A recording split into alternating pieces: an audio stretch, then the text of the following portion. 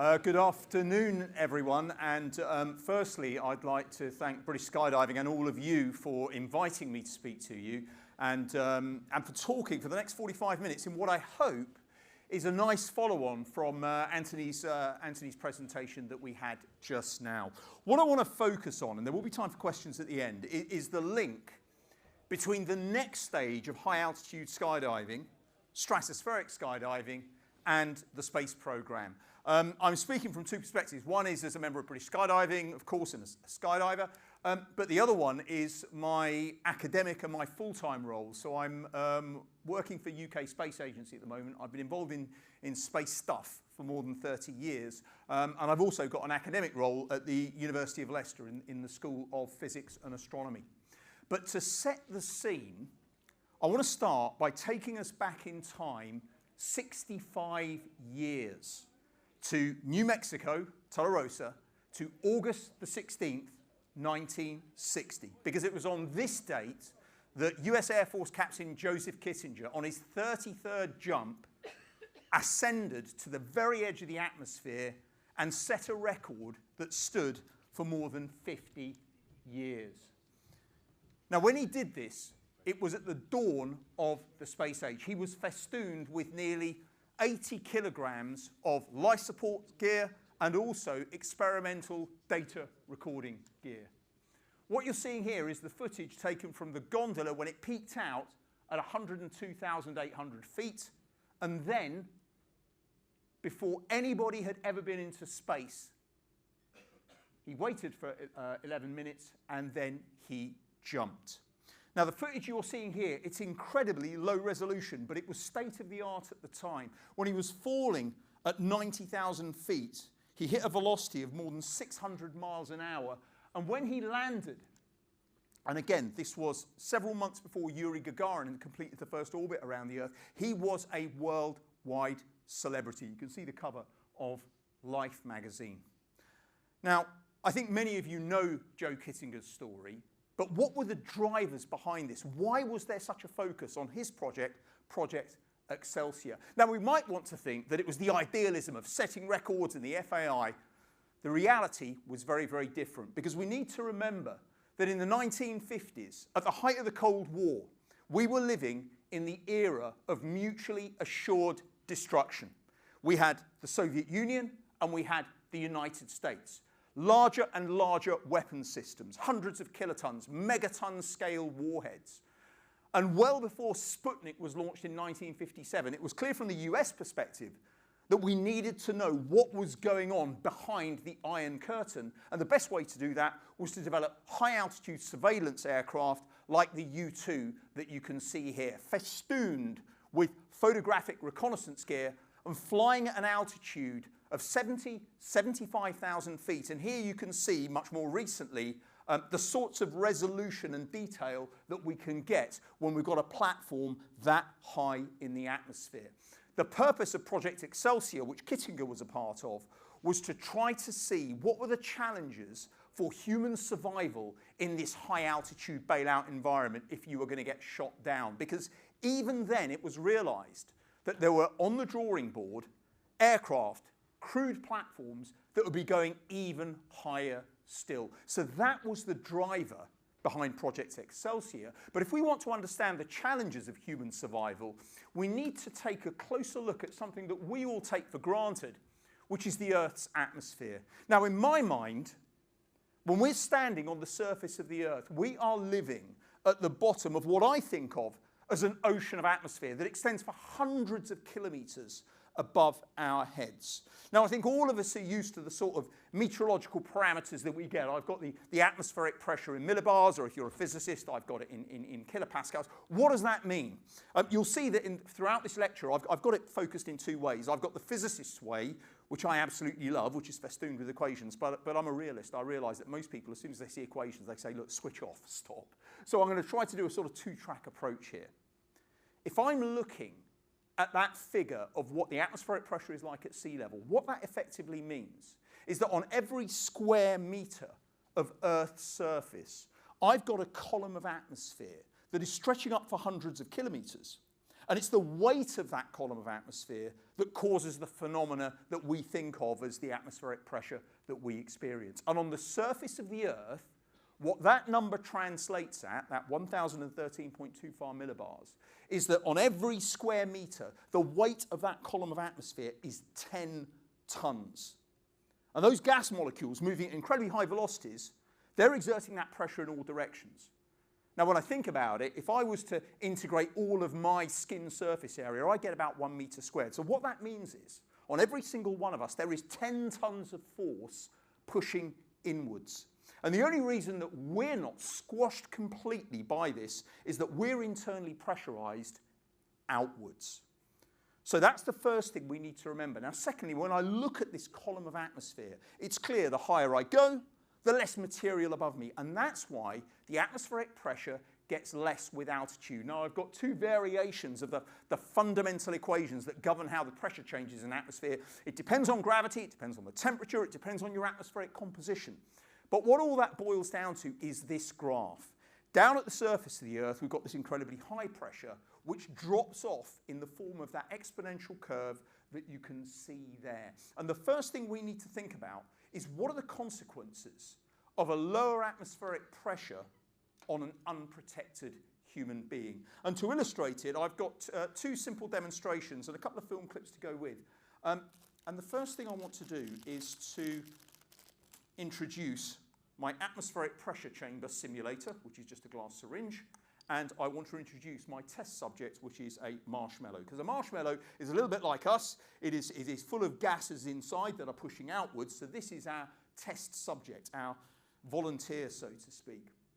And you might be thinking, well, why am I using a gas syringe here? The thing about a gas syringe is that, at the moment, if I do this nozzle is open and all the gases inside can escape outwards. But if I put my finger on the top and I now seal it, by what we call the gas laws in physics, this is a closed system. If I increase the volume of the syringe, I'll decrease the atmospheric pressure. In other words, if I start pulling this syringe downwards, the pressure inside is reducing, and that's equivalent to going higher and higher in Earth's atmosphere. So that's why this is my pressure simulator. Now, the first demonstration I want to give, I've shown you about the marshmallow. I actually filmed it because it comes out much clearer on a big screen. The second one, I've filmed it and I'm going to show you as well. So what I want to do first of all is to show what happens if I take a human being higher and higher up, or my marshmallow higher up. So I start off, I've sealed it at atmospheric pressure, we're down at sea level, and you can see that if I increase the volume, I decrease the pressure, that marshmallow starts swelling up. If I reduce the pressure, the marshmallow will contract again. And what you can see now is I'm doing multiple cycles of pressurization and depressurization on my poor, unfortunate test subject. What you'll also see is that if I depressurize and suddenly repressurize, it is contracting very, very suddenly. So the first thing we need to remember, if we're going to go higher and higher in the atmosphere, we're going to see a similar phenomenon happening to our human tissue. But there's a more insidious effect we need to worry about, and that is to do with the boiling point of water. So what I've got here, courtesy of a kettle that I borrowed from our hotel, and my paper cup, is I've got some water that is pretty hot, but it is not boiling. Okay, it's probably at about 70 or 75 degrees centigrade. And what I'm going to do is I'm going to do exactly what I did before. I'm going to extract some water, I'm going to seal the nozzle, and so I've got atmospheric pressure above, and I'm going to reduce the atmospheric pressure above the water. Now, there's no way I can get heat energy into this gas syringe, okay? I haven't got any hidden heat supply. But what you'll see, and I'll just set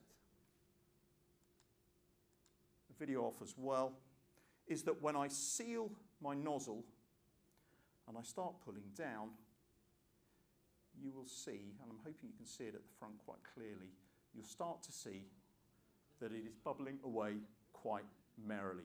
Now, that looks to me like magic, but of course it's not. It's physics. It's the reduction of that boiling point of water. And for any of you who can't see that clearly, you can see it there, boiling away quite furiously. And if I suddenly equalize the pressure,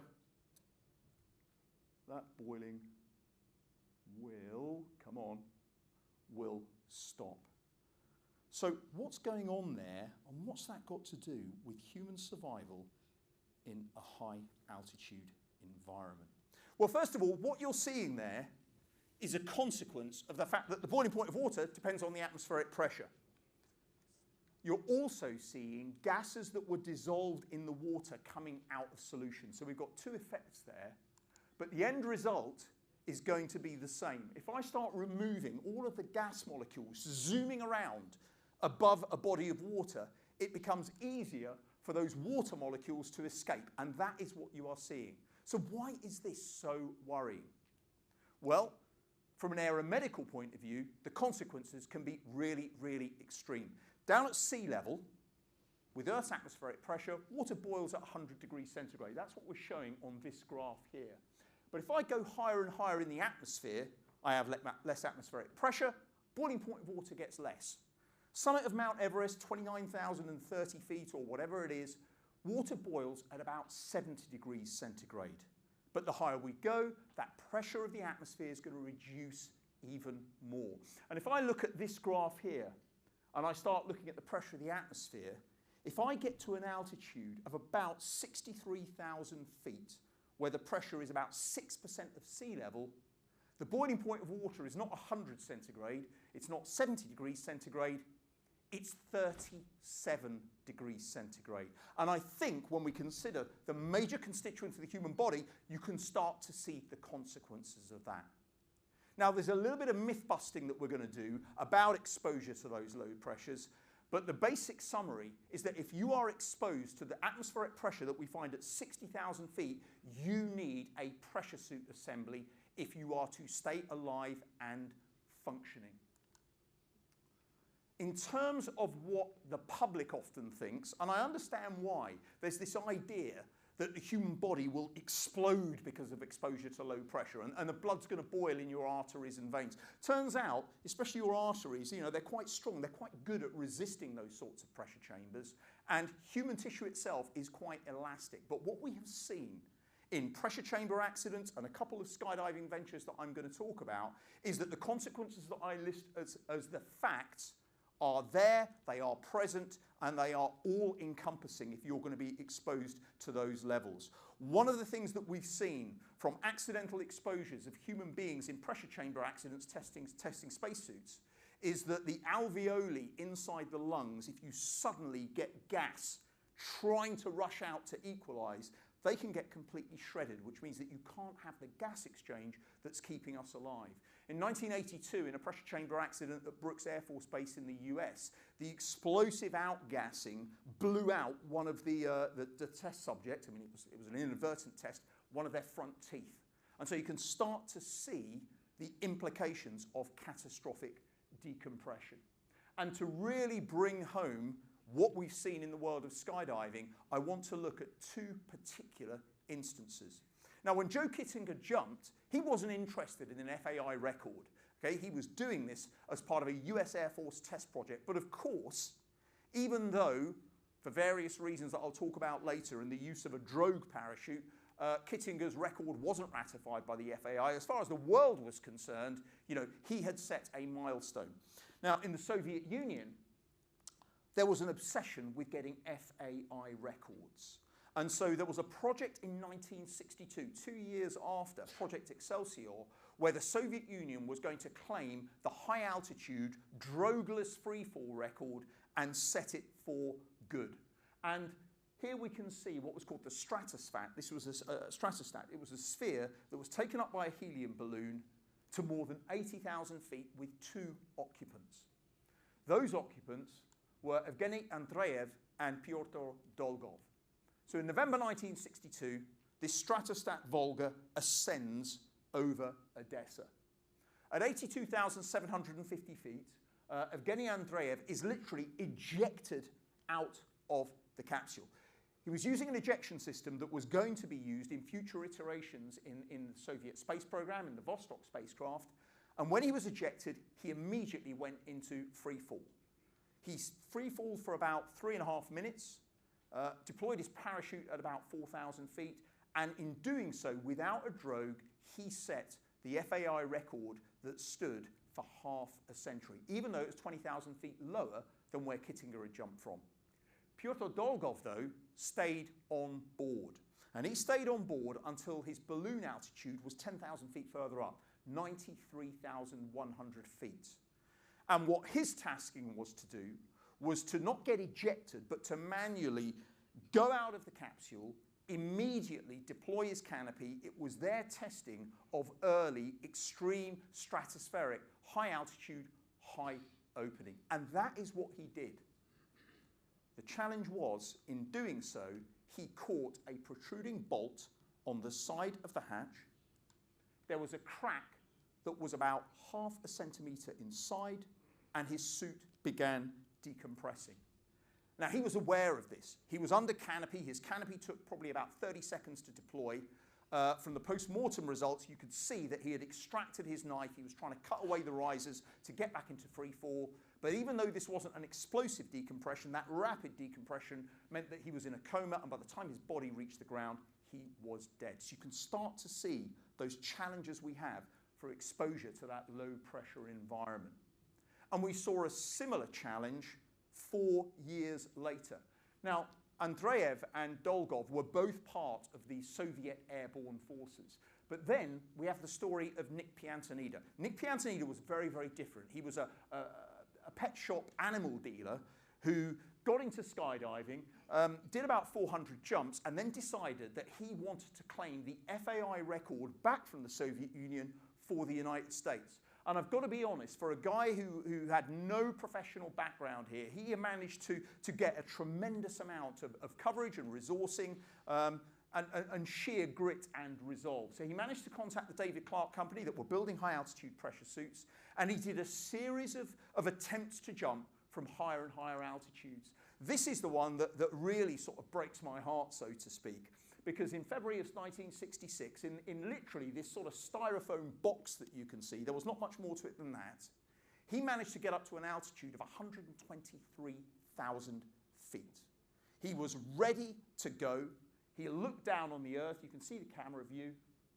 And the only thing that stopped him jumping was a frozen oxygen line that would not disconnect. And so, having been frustrated by this and trying to get it safely to release without depressurizing his suit, he came down with his gondola. I mean, that itself is another story of how they managed to do it. But he was not put off.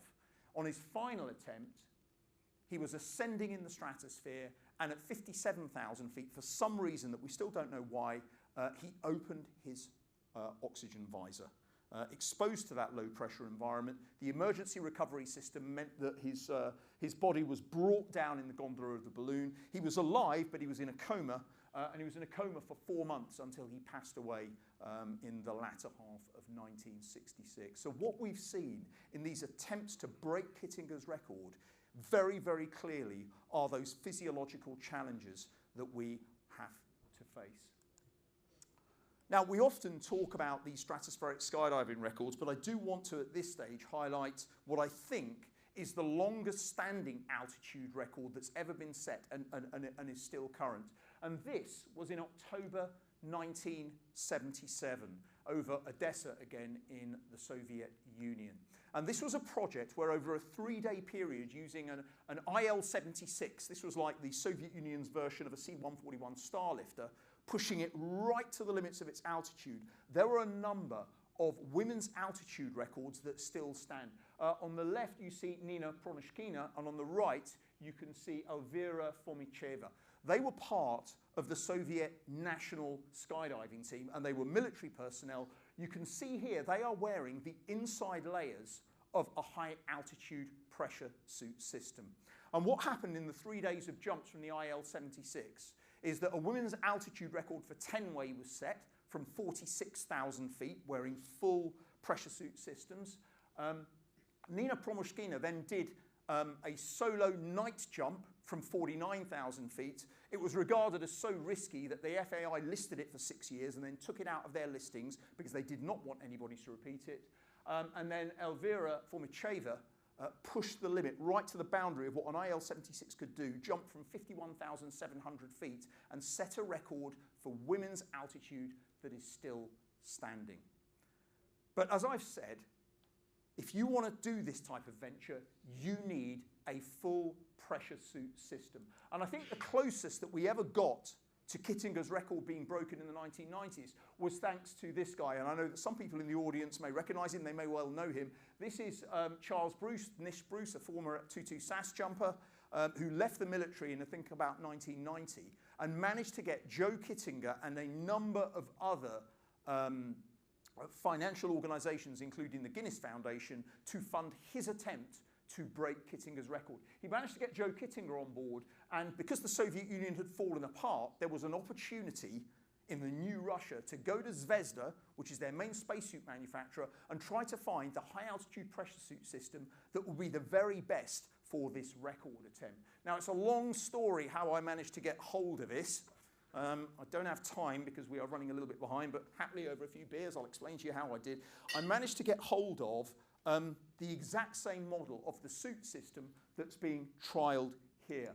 And what you can see, first of all, in that picture of Nish Bruce, what you're seeing is the inside layering here. On top of that layer, you've got outer layers of Kevlar, which are designed for stratospheric high Mach ejection, because this specific suit design was designed originally for the Russian space shuttle program. Now, having a look at it here, the total mass is probably about 20 kilos, but what I'm now going to do is I'm going to pressurize it. And when I pressurize it, you're going to see that it's going to change quite a bit in its character,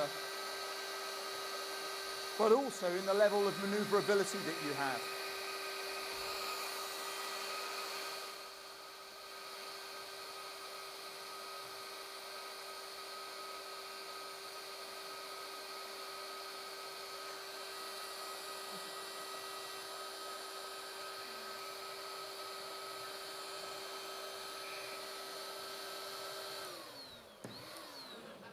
Now, I know it's a bit Heath Robinson. I'm using a paddling pool pump that I got from Argos for about £10, but I think you get the point. Of course, if you want to pressurise this suit in an emergency situation, that happened in a fraction of a second. So I'm going to pick this up, and I'm going to, oh, boots come off. And I'm going to put it on stage here. And I just want to show a few features about this particular suit design.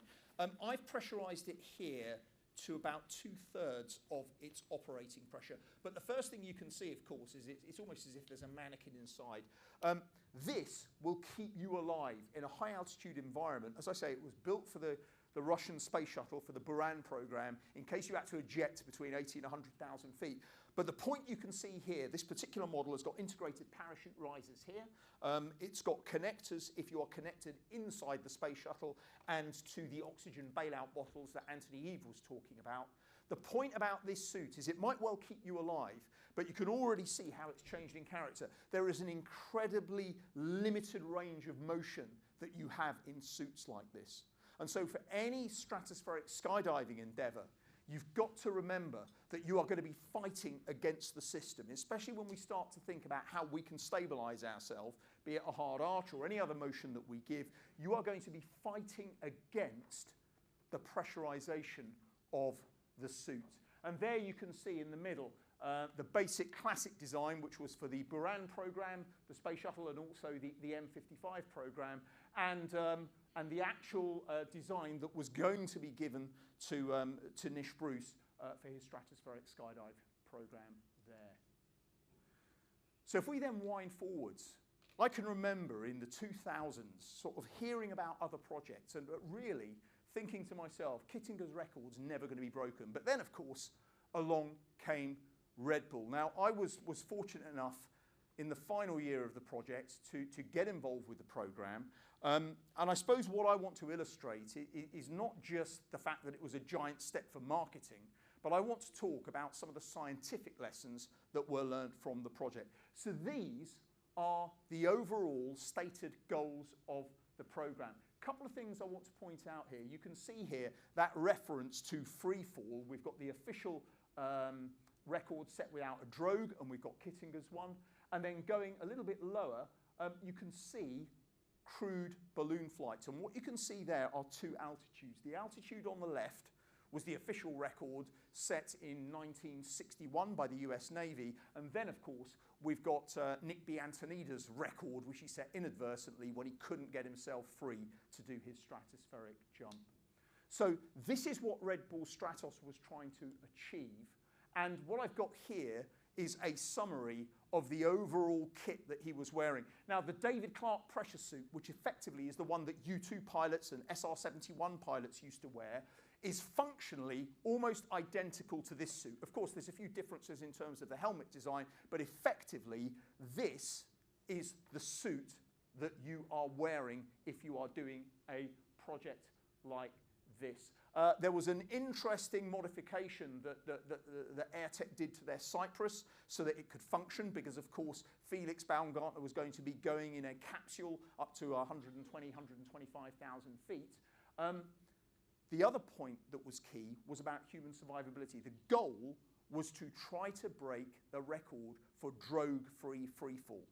But one of the challenges, as we'll see, is what happens if things go out of control. And the idea was that if there were rotational forces that were generated that were exceeding a certain level and were a risk to survival, then there would be an automatic firing of the drogue, which perhaps would end up stabilizing. The record wouldn't be broken, but you'd possibly save the test jumper's life. So this is the summary of the basic architecture. What about those challenges that we have to face? Now, the first one I'll talk about is the danger of what we call flat spin. And I want to introduce some footage that was taken in the late 1950s when both the United States Air Force and the French Air Force did experiments where they took anthropomorphic dummies up to altitudes of 25 and 30 kilometers, and they literally just released them. They wanted to know what would happen to an uncontrolled human form tumbling in the stratosphere, where the atmospheric density is incredibly low. And what you can see here now is things get out of control very, very quickly. In some cases, the arms and the legs had come off these mannequins. And one thing I do want to point out is that in Joe Kittinger's first jump of the Excelsior program, Excelsior 1, and it was only his 29th ever parachute jump, he jumped from 76,000 feet. And then, although he had a drogue system, it did not work properly, and he ended up going into a flat spin. It was probably 180 RPM. He blacked out completely, and he woke up because his equivalent of an AAD had managed to fire his multi-stage parachute system. And I think it's real testimony to Kittinger that he actually didn't give up on the project, but he went back again. They modified that drogue release, did a second test jump from 74,000 feet. It worked fine, and then he went for the big one. But this is one of the big things that we've got to be worried about. And secondly, and again, don't worry too much about the physics if you're not a physicist. What's this graph on the left telling us? Well, it's telling us something that base jumpers and anybody jumping from balloon knows very, very clearly. If you're falling through an atmosphere, we need to control ourselves as skydivers, and we only manage to control ourselves when we get lots and lots of dynamic resistance. And you only get high dynamic resistance to be able to control yourself when you're getting near your terminal velocity. Well, down near the surface of the Earth, that's great. Terminal velocity is 120 miles an hour. Okay, the moment we're jumping out of an airplane, we've still got some relative airspeed. We don't really worry about it. If I look at my graphs on the right-hand side, what these are telling me is that up high in the stratosphere, the atmospheric density is incredibly low, which means your terminal velocity is not 120, it's not 200, it's not 300. It might be 500, 600, maybe 700 miles an hour. And until you reach those speeds, you're going to have absolutely no control. And for a stratospheric skydive that's going to be trying to break Kittinger's record, you might be talking about 25 seconds where you have absolutely no control whatsoever. So any motion you have when you leave the capsule, you're just going to keep that mode of motion, be it rotation around 1 or 2 or 3 axes, till you get enough drag to be able to control yourself. And then the final point, the goal was to break the sound barrier with the human body, but nobody had ever done that before. And the trouble with breaking the sound barrier is that as you get close to the sound barrier, catching up with these pressure waves that you're creating, these sound waves, you start to get massive build-ups of dynamic forces. And certainly when Red Bull Stratos was underway in 2012, computational fluid dynamics really could not give an idea of what would be the consequences of one part of your body going supersonic before another part, depending upon the relative airflow. So these are some of the unknowns that were being dealt with. And what I want to go through now is what was learnt in each of the 3 test jumps. So the first one was basically to test out that a pressurized spacesuit system could be controllable, and we could do it from above what we call the Armstrong line, that aeromedical boundary of space of 63,000 feet. It's not named after Neil Armstrong. It was named after a US Air Force flight surgeon, Colonel Henry Armstrong. And we can see the summary of what was achieved on this jump there. The one thing I want to point out is this so-called weightless time. What do we mean by that? Well, from a physics point of view, if your drag force is less than 1/10 of your weight, effectively, you are experiencing what we think of as weightlessness. So we can see here, we've got about 5 or 6 seconds of it. Now, having gone from there, the next jump was deliberately held to be below Kittinger's record. That's why they got to 97,000 feet. Okay, they could have gone higher, but they really didn't want to break the record in honour of Joe, but also to make sure that their final one really shattered it. And what we can see here now is we're approaching the vertical speed at which horizontally an airliner will fly at when it's flying at 35,000 feet. And now our weightless time is approaching 10 seconds. This is probably the most iconic image from the Red Bull Stratos program. One thing I want to point out is that curvature that you can see. The curvature was visible, but this is slightly enhanced by the wide-angle nature of the lens that was there. And so then everything was set up for the record-breaking jump, which was scheduled on the, now let me think, I need to do my maths here. It was the 52nd anniversary of Chuck Yeager breaking the sound barrier. 52nd anniversary? 50, 47, 97, 07, 65th anniversary. Sorry, my brain wasn't doing its maths properly. And of course, for those of you that watched this on October the 14th, 2012, you all will have seen this footage, which was the Red Bull marketing stuff, of course.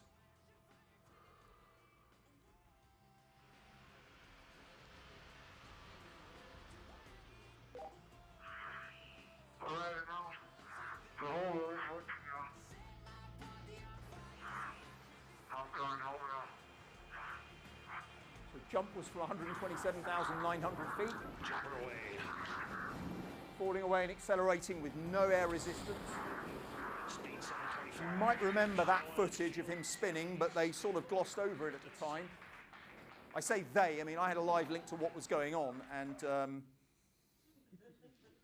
you can see Joe Kittinger, who was the Capcom. Every mission has a qualified person who knows what's going on as the capsule communicator. It's a tradition that we have in spaceflight. It was adopted for this particular mission as well. And of course, the record was set, and Felix Baumgartner gained worldwide attention beyond just what he'd done in the world of base that we all know about. But what was actually going on during that time? Well, 25 seconds into the jump, things went... I won't say they went wrong, they went off nominal. That's the way I'll put it. And what I'm going to show you now is what was going on from the point of view of Red Bull Stratos Mission Control. We've got the subtitles up there, we've got some extra data, we've got some parametric data on the bottom left-hand corner, and you'll hear Kittinger as the Capcom, and you'll hear Felix Baumgartner explaining what's going on. And this is in real time. So from 25 seconds into the jump, we're already falling at nearly 600 miles an hour, and we're still above 110,000 feet. 25 seconds. Speed 600 miles per hour, 650 miles per hour. Speed 700.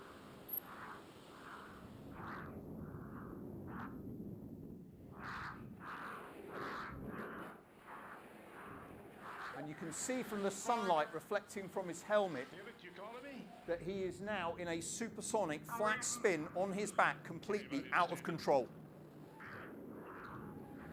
1 minute free fall. I have control and speed for a long time. And although he's spinning on his back, he's not spinning vertically. He's also got an oscillatory motion in there, a gyroscopic motion. And it was only when he was down at 60,000 feet that the air density was enough for him to do this classic skydiver's hard arch and got himself stable again. And you can see the challenges here. A record was set. okay, shattered the previous one, set by Evgeny Andreev, and of course broke Joe Kittinger's record. But what we saw here was real challenges to stability, and if I'm thinking about that high level of rotation, that has got severe potential medical challenges when you look at increased blood pressure supply to the head and other extremities as well. So the record was set, but then 2 years later, the altitude record was broken, and I cannot contrast more the razzmatazz of Red Bull Stratos. And I don't say that being disrespectful. You know, I was never paid by Red Bull Stratos, but I was part of the team, and I got to benefit from a lot of the science analysis. But then what happened in the Stratex project in October 2014? This was very, very different. Alan Eustace was a Google vice president who had been a skydiver for many, many years. I think I'd met him one time in the early 2000s jumping at Paris. But he decided himself that he also wanted to look at the challenges of high altitude bailout and survivability. But he did it all funded by himself, and he did it well away from any media spotlight. First thing he did was he said, look, let's do away with the gondola. Let's have a different type of spacesuit system where I will literally be in my spacesuit and I'll be ascended up to 130, 135,000 feet, not in a capsule, but in the suit in which I'm going to be falling. But they also looked what could be learned from Red Bull Stratos. Now, it did cause a bit of a rift in the Red Bull Stratos team because some of the Stratos team went over to Stratex. Some of the Stratos team had nothing to do with Stratex. And of course, all of this was going on below the radar. But what we then saw was Baumgartner's record broken, but some critical modifications that were done to the suit architecture. So you can see Alan Eustace here. You can see from some of the test flights that were being done, and you can see him here suspended directly below the balloon. So the balloon ascended, I think it was October the 25th, 2014, topped out at 135,000 feet. And as you can see, with no capsule, we're now going to see Alan Eustace getting directly released with a camera that was mounted just below the main envelope of the balloon. Now, you see him falling away with virtually no air resistance, but you can also see that there's another sort of drogue release system that's being fired. And this was the new innovation that built further from Red Bull Stratos. Because it was clear that if you wanted to avoid going into a high altitude spin, you need some type of drogue system which is going to give you stability. Now, the challenge was, how can you release a drogue system which is not going to ensnarl with the jumper themselves, because that's what happened to Joe Kittinger on his first Excelsior jump, and it's going to give you the right level of stability. Now, when you think about it in retrospect, it's a beautifully simple design, but it had never been tested before. And of course, this drogue system worked absolutely perfectly. What you're seeing here is footage of Alan Eustace falling, still at supersonic speeds, absolutely no rotation, and he's just got a slight level of fishtailing. And I can remember when I did raps, you know, if your human body is too rigid and you're not relaxed enough, I mean, my nickname used to be Face of Death. I used to be that scared. I used to fishtail an awful lot as well. It's to do with your body rigidity. It's not to do with your intrinsic stability that you see here. So this really showed that combine what was learned by Red Bull Stratos and then take it further with having a drogue system that's going to work for supersonic deployment, and then you're giving people a fighting chance when it comes to this sort of high altitude bailout. So to answer the question, you know, is this just all about stunts, or are we getting breakthroughs in aerodynamics, science, and human survivability? The answer is undoubtedly yes. And the best example I can pick for this is this guy. This is a US Air Force test pilot called Bill Weaver. And he is only alive today because of what was learnt during Project Excelsior. Because with the production of drogue systems and multi-stage parachutes, he was flying in an SR-71 Blackbird at 77,000 feet at Mach 3.2, that's 2,000 miles an hour, and he had what's called an unstart, that's an engine failure. And in his own words, between the engine failure that he noticed and the aircraft disintegrating around him was 3.2 seconds. And he didn't eject. Aircraft broke up around it. He came to in free fall with an iced up visor, and then he had a multi-stage parachute release system, that deployed and kept him alive. His reconnaissance systems officer died in this process. But the point here is that if we are to have what I think of as space tourism from my perspective, with more and more people having the opportunity, and they're not trained professionals, to fly in a high altitude environment, then developments like we got from Red Bull, Stratos and Stratex, they're going to be absolutely crucial going forwards. The last time I presented to you, I talked about the links with the human spaceflight program, but I now want to talk about some of the absolute critical role that aerodynamic decelerators play when it comes down to uncrewed human or uncrewed spaceflight. The thing about humans in space is that the internationally accepted boundary of space, it's only 100 kilometers away. Okay? Space is incredibly close to where we are. Now, when I think about the International Space Station, that's only 400 kilometers away. The moon is 1,000 times further away than the International Space Station. So whenever we see footage of Tim Peake and other astronauts flying, this is really, really close to home. The moon is 1,000 times further away. But if I want to go to other planets like Mars, I'm hundreds of times further away than that distance to the moon. And the moon is 1,000 times further away than the International Space Station. You can start to see the scales that we've got. And what I'm showing to you here, this is a really special picture to me because this was the first space mission that I was directly involved with. It was a mission launched in 2003 called Mars Express. And this is an incredibly beautiful image of the planet Mars, where what we've done is we've removed the obscuring dust from the atmosphere. So you're seeing it in near true colour. Now, the thing about Mars is it's a world that's as different from the Earth as it is alike. When we look at Mars, we see this battered ancient landscape that really reminds us of the moon. But we've got lots and lots of evidence that billions of years ago, Mars was much more Earth-like. It had a much, much thicker atmosphere. The challenge with Mars is, you might have seen films like The Martian, you might have seen pictures of Curiosity and Perseverance rovers on the surface of Mars, and you see a high-altitude desert, or what looks like a high-altitude desert. The only reason it looks like that is because of the dust in the sky. The atmospheric pressure on the surface of Mars is the same as we get at 120,000 feet above Earth. Okay, it's negligible.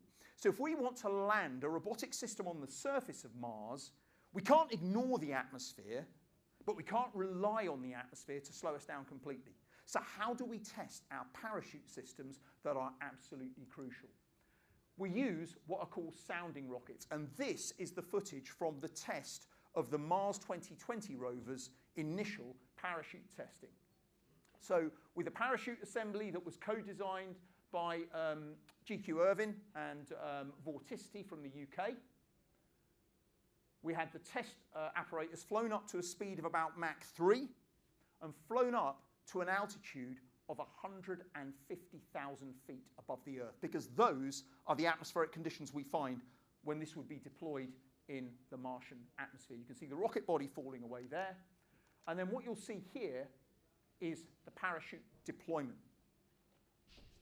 Now, from explosively ejecting it to full deployment is 0.7 seconds. That canopy is 21 meters wide. The dynamic force on that canopy is about 35,000 pounds of force. And what you're seeing here is we had dozens of tests like this to make sure that the one shot we've got was going to be right. Are those lines going to unfurl? Is this canopy going to shred itself? Because in the Martian atmosphere, this will be deploying at supersonic speeds.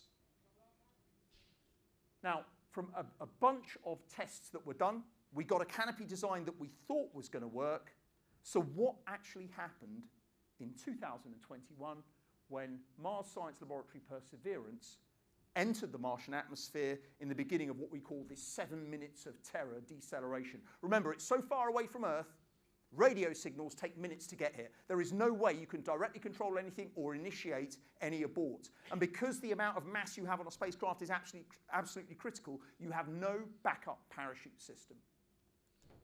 And what you're going to see on the right-hand side is real time, on the left-hand side is slowed down, is the actual footage from Perseverance as it deployed its parachute at 1,400 miles an hour, 60,000 feet above the surface of Mars. Absolutely perfect deployment. And so what we've learned from aerodynamic decelerators doesn't just apply to us, whether we're civilian or military skydivers. It is absolutely crucial for us to get the data that in my lifetime has completely rewritten our understanding of planetary systems with atmospheres throughout the solar system. But the thing I want to finish with is the most audacious parachute landing that's ever been done. There, by the way, is Perseverance on the surface of Mars. People often say to me, like, why are we doing all this? Well, it's landed in a place called Jezero Crater, and that's what Jezero looks like now. But 4 billion years ago, that's what Jezero used to look like. We are looking for potential ancient biosignatures, evidence that life may have started in another planetary surface completely separately from the evolution and development of life on Earth. But if we want to look at the furthest landing ever achieved, we need to go much further. You're seeing footage from the Cassini mission flying underneath the rings of Saturn, 1 billion kilometers plus away from the Earth. Now, Saturn has got dozens of moons, but the really exciting one is this one. It's the orange world that you can see there called Titan. It's the second largest moon in the solar system. It's almost as big as the planet Mercury. But unlike Mercury and unlike Mars, Titan has got a fat, thick atmosphere of nitrogen with a higher pressure than we have on the surface of the Earth. This is a world with lakes, a world with rivers, possibly a world with oceans. You can see sunlight glinting off a titanium lake there. You might be thinking, why is he getting so worked up about rivers and lakes? This is not at a balmy 20 degrees centigrade. This is at minus 180 degrees centigrade. These are lakes and rivers of methane and ethane. And on January the 16th, 2005, a European lander craft called Huygens parachuted into the atmosphere of Titan with a British-designed and British-built parachute system built by Vorticity. This is the view looking downwards from 20 kilometers. We can see shorelines, we can see river systems. And what you're going to see now, sped up by a factor of 100, is the final descent after 2.5 hours in the titanium atmosphere after a journey of 8 years onto the surface of Titan. The camera system was designed in the mid-1990s. By the time it was launched in 1997, that camera system was obsolete, and this was a further 8 years. It just illustrates some of the challenges we have with our architectures for exploring the solar system. And we can see we bounce on the surface. The gravity on Titan is only 1/7 of the Earth's. And what to me is most incredible is that as the haze cleared, and we can see that we've had ethane rivers flowing and eroding these surface features, you can actually see the shadow of the parachute coming over us. Now, I realise I'm down to my last 3 or 4 minutes, so I just want to wind things up with 2 reflections. I hope you found this of interest, and you're sort of seeing the applications way beyond our world of skydiving to some of these technologies and some of these methodologies. But I want to finish on a couple of sort of personal observations. And the first one is this.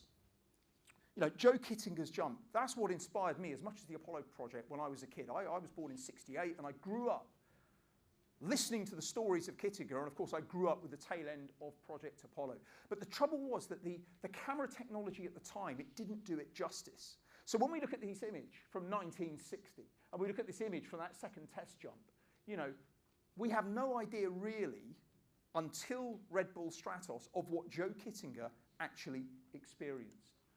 So what I want to show you is the first 25 seconds of Baumgartner's jump, and it's slowed down. Now, all of us as skydivers, we know that we do a 1-minute jump, and it seems to stretch out in our memory for minutes or even hours. So I hope, you know, it's okay doing this, because when we look at this is what Joe Kittinger experienced before any human being had ever been into space. From my perspective, you know, this was the first ever true spacewalk, because he was exposed to that space environment at a time when our instrumentation and our life support systems capability and our experience was minimal. This is why, for me, what Kittinger did, his record may have been broken, but he's absolutely up there in that pantheon of the greats in human aerospace. And finally, and you can tell it's a long time ago, it's when I was less follically challenged than I am now, there's something else I want to point out, which is that I was really privileged to work on the project, and I got my team challenge coin. I got to spend a lot of time with Art Thompson and the other members of the team. And I only met Felix Baumgartner a couple of times, but I've worked with Joe Kittinger quite a bit. Quite often in life, you meet your childhood heroes, and they've got feet of clay. But Joe Kittinger, right to the end, I was in touch with him until just before he died. He never lost not just that spirit of adventure, but in talking to him, he'd always want to know what you did. He wasn't bigging it up all the time and talking about his 450 combat flights in Vietnam after he set the record, or being the first person to cross the Atlantic solo in a hot air balloon, or his year as a POW in the Vietnam War. He never talked about that. He wanted to know what you were doing. He wants to know about you. And I find that's incredibly rare when you've got these people that actually live up to that. But the other thing that struck me, and I just want to sort of finish on this point here, is that I was very lucky to get involved in this project. And I started thinking about, well, have I ended up doing the job I'm doing now? And I've got to honestly say, I think skydiving's had a big part to do with it. Not because skydiving's necessarily relevant for planetary exploration and the work that I do. But if I look at when I started jumping, it was 25 years ago. And I was fortunate enough to be based for 3 years, attached to the military, at a place where there was a skydiving centre. So it was JSPC at Decalia. And if I look at myself back then, and there's a few of my old instructors I know are in the audience and people I jumped with then, I was not the world's most natural skydiver. I was face of death all over, and I'm never going to be great. But I can honestly say that that combination of being in a military environment and getting involved in skydiving, I can see some of the sort of self-discipline you need and the other things that they translated into all of the aspects of things that I've managed to do in my life since then. And so really, when I look at us all as a community of skydivers, one of my relatives, Deesh, he started jumping this year, AFF at Langer. I look all the way through the spectrum to people like Scotty Milne and Dane Kenny, who've been jumping for more than 50 years. It doesn't matter if you're a newbie or you're decades in the sport. There is something about this sport that brings out the best in all of us. And we've all got our own memories of what skydiving means. This is one of my favourites, and I wanted to show it. It was actually taken by Chris Cook from Langer about 12, 13 years ago when we did a wingsuit drive over Paris. And I think we've all got memories like this that we can relate to about what makes this sport so special. So I want to finish by thanking all of you for being such a great community. And I'm really looking forward to us celebrating that in style this evening at the dinner and the party. So thank you very much, everyone. And I'll be delighted to answer any questions that you may have. Sorry if I've bust time limits. I think there is still enough time for questions. But thank you very much, everyone.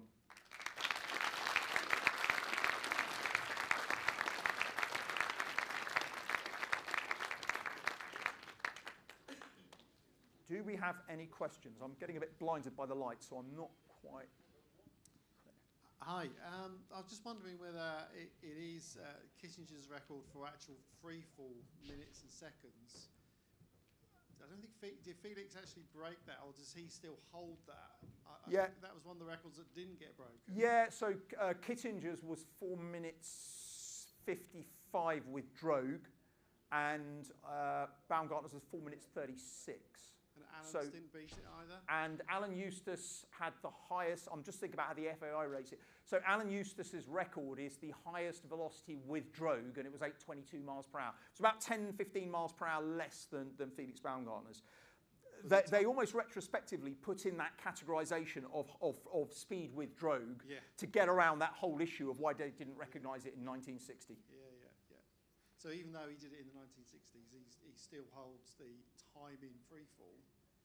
Yes. Just makes it so special. Yeah, there's still that whole issue about the FAI, and Joe was quite blunt with me about he didn't give two monkeys about the FAI records at the time. That's no disrespect to the FAI. That's just I'm just giving it unfiltered. Thank you very much. Yeah. Thanks, Anthony. Any other questions? If not, I'd like to thank you all again. Happy to answer any questions later on today or in the bar this evening. I'm not sure if we have time for people to come and have a look at suits. Oh, do we have a question? Are we okay for time? Because I realise I don't want to break into. Apparently not. What? You can have a quick look while I'm deflating it and putting it back in its suitcase. How about that? Okay. Thank you very much, everyone.